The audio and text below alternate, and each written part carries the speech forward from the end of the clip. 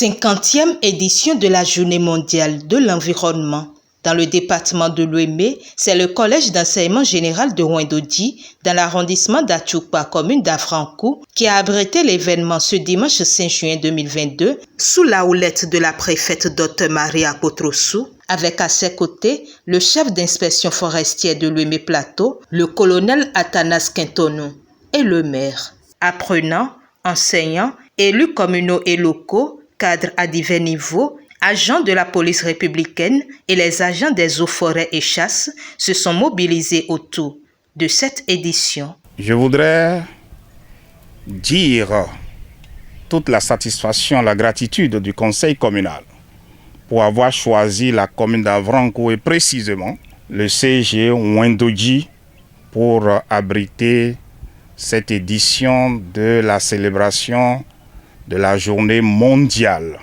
de l'environnement. Et nous avons compris au niveau de notre conseil que lorsqu'on parle de l'environnement, c'est-à-dire notre cadre de vie, notre milieu de vie, nous devons travailler de sorte à ce que cela soit un cadre adéquat, un cadre sain, un cadre assaini. En un mot, nous devons être en arrimage avec le terme.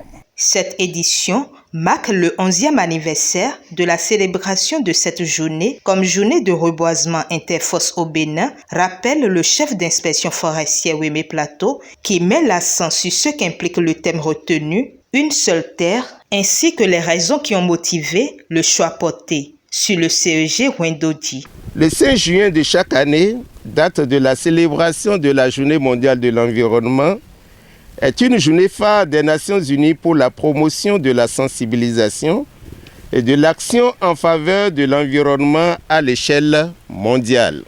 Une seule terre, c'est le slogan de cette année. Chers invités, nous n'avons qu'une seule terre pour nous nourrir, une seule terre pour nous guérir, une seule terre pour nous vêtir. C'est la seule planète Terre qui possède un environnement favorable à la présence d'une vie et qui abrite des êtres vivants à ce jour. Que dirons-nous de plus pour interpeller notre conscience? Le slogan « Une seule Terre » souligne la nécessité de vivre durablement, en harmonie avec la nature, en apportant des changements transformateurs par le biais des politiques et des choix vers des modes de vie plus propres et plus écologiques.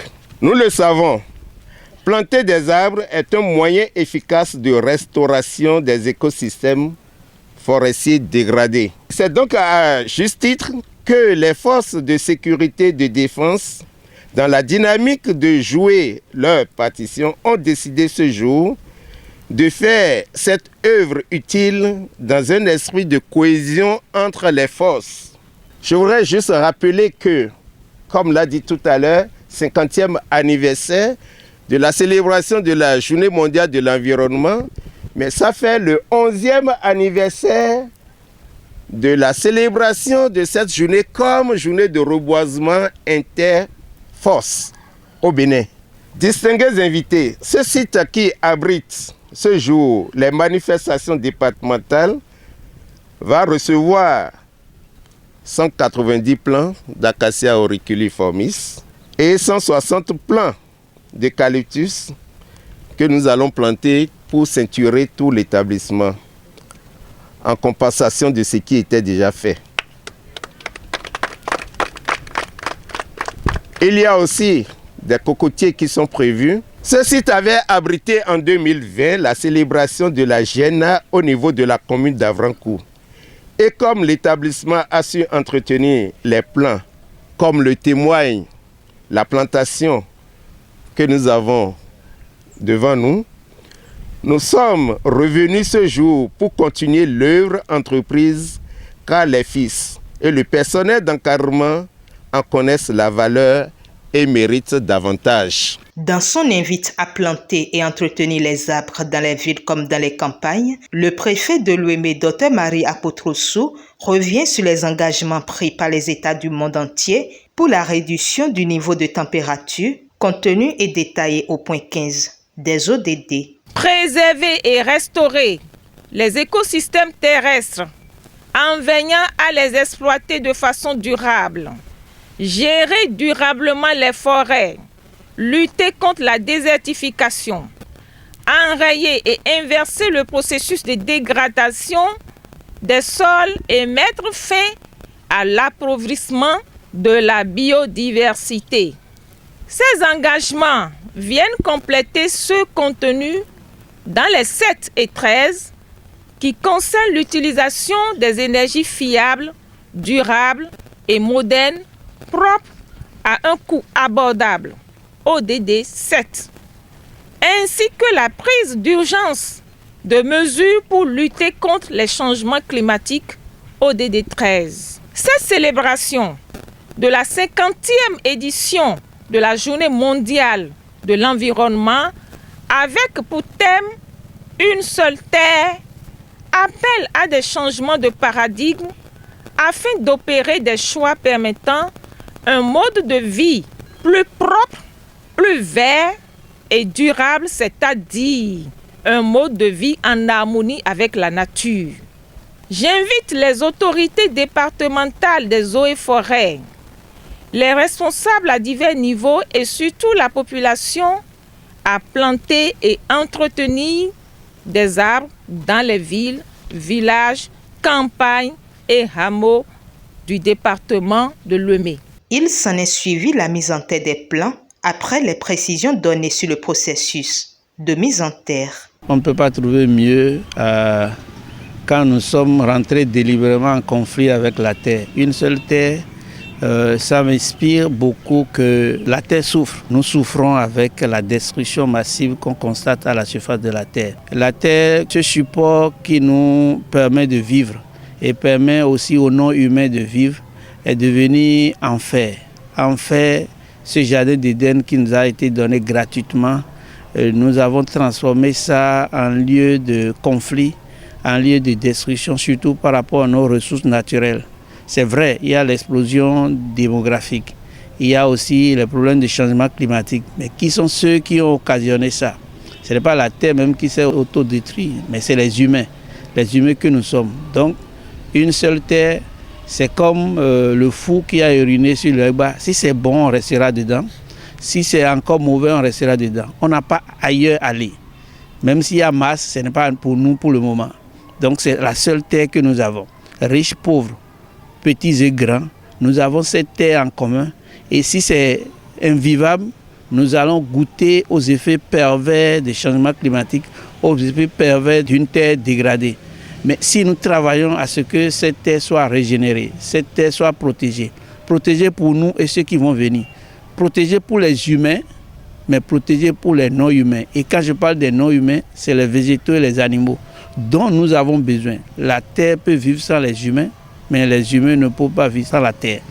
Par conséquent, une seule terre, c'est de réfléchir pour dire tout ce que nous faisons ayant d'impact négatif sur la terre, nous devons cesser et réfléchir pour dire pour la durabilité de l'humain sur terre, il faut une terre saine, une terre propice à la vie aujourd'hui et la vie pour le futur. Je voudrais demander à ce que tout le monde puisse commencer par réfléchir sur quelle relation nous avons vis-à-vis de la terre et comment gérer la terre aujourd'hui pour nous et pour la génération à venir, cette génération qu'on ne verra pas. L'enfer, si ça existe, ça commence ici. Le paradis, ça existe, on peut créer le paradis ici. Manifestant sa gratitude à l'endroit de la délégation préfectorale et de toutes les autorités présentes, le directeur du CEG Ouindodji exprime sa joie et prend des engagements. Nos impressions sont très bonnes en ce sens que le CEG Ouindodji fait partie des plus jeunes collèges du département. Et dans la commune d'Avrancourt, c'est le plus jeune tout court.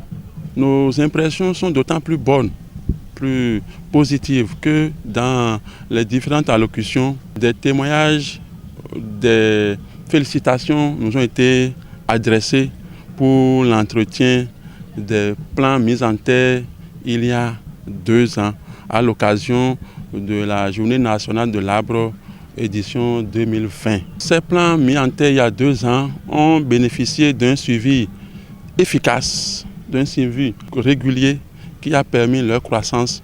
Et aujourd'hui, comme vous pouvez le constater autour de nous, ces plans évoluent convenablement. Mais à vous dire la vérité, ces félicitations à moi adressées sont d'abord l'œuvre de mes collaborateurs. Toute l'administration, a commencé par le censeur, le surveillant, le comptable, tous mes collègues professeurs et bien évidemment mes apprenants. C'est l'œuvre de cet ensemble d'acteurs qui a permis l'entretien de ces plans, qui a permis de bénéficier des félicitations que les différentes autorités présentes ce matin nous ont adressées. Et donc c'est à mon tour de transmettre à tous mes collaborateurs, à tous mes apprenants et à tous les parents d'élèves qui nous accompagnent, les félicitations de l'autorité, que nous avons aujourd'hui le devoir de continuer sur cette lancée, si possible d'améliorer ce qui est fait. Aujourd'hui, dans le cadre de la JME 2022, nous avons reçu près de 400 plans, en tout et pour tout, près de 400.